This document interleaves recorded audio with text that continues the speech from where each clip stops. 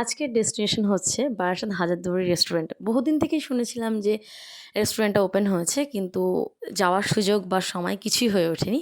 তো চলুন আজকে যাওয়া যাক অ্যান্ড সেখানকার প্রত্যেকটা খুঁটিনাটি জিনিস আমি ব্লগে শেয়ার করতে চলেছি। সবার আগে আমি চাপাডালি থেকে টোটোতে করে বারাসাত হাটখোলা গেছিলাম।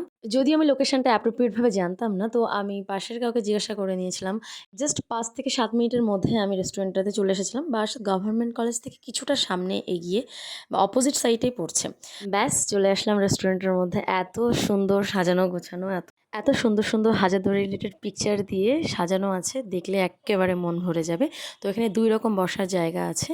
সঙ্গে সঙ্গেই আমাকে ওয়েলকাম ড্রিঙ্কস দিয়ে দিয়েছিল, এটা আমপান্না টাইপসের। আর তারপরেই আমি অর্ডার দিয়ে দিয়েছিলাম, কেননা আমি দেখছিলাম যে অর্ডারটা করে দিয়ে আমি ভিডিও ক্লিপসগুলো আপনাদের সঙ্গে শেয়ার করব। তারপরে ওদের পারমিশন নিয়ে আমি পুরো রেস্টুরেন্টের ভিডিও করেছিলাম।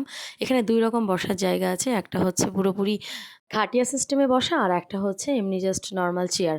তো এটা যারা বারাসাতে চারকোন রেস্টুরেন্টে গেছে আপনারা আন্দাজ করতে পারবেন যে ২ রকম বসার জায়গা আছে। দেখুন এখানকার প্রতিটা গ্লাস একেবারে পিতলের, জাস্ট ওই পুরানো বা ওল্ডেস্ট টাইপসের।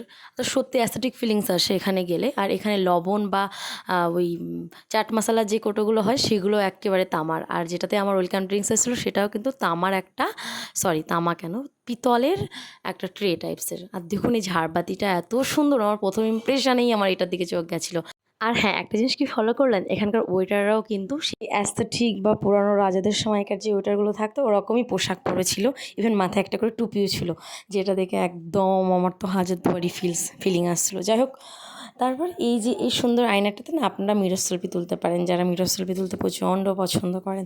আর এখানে হ্যাঁ, আর একটা কথা বলে দিই, জায়গাটা কিন্তু খুব ছোট, একদম ছোট একটা এরিয়ার মধ্যে খুব সুন্দর করে ডেকোরেশন করা। অ্যান্ড এখানে কিন্তু প্রচণ্ড কাস্টমার যায়। তো চলুন তাহলে এবার খাওয়া দাওয়া করে নেওয়া যাক। তো খাবার চলে এসেছিলো, আমি আর বেশি দেরি করছিলাম না, ব্যাস খেয়ে নিয়েছিলাম। খাওয়া দাওয়া কমপ্লিট হয়ে যাওয়ার পর খাবার রিলেটেড রিভিউগুলো আমি বাইরে গিয়ে দেবো।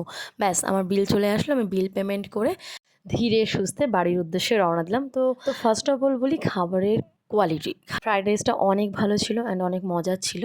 সেকেন্ডটি যেটা ছিল চিলি চিকেনের গ্রেভিটা প্রচণ্ড স্পাইসি ছিল, যেন ঝালটা বেশি দিয়ে দিয়েছিল, যার জন্য আমার প্রচণ্ড স্পাইসি লেগেছে। আর একটু হালকা হালকা ওভার রান্না হয়ে গেছিলো, বা একটু পোড়ার গন্ধ হালকা আমি পেয়েছি। যাই হোক, এটাকে আমি দেবো 10 আউট অফ 7। তো আজ এই পর্যন্ত, সবাই খুব ভালো থাকবেন, দেখা হচ্ছে নতুন কোনো ব্লগে।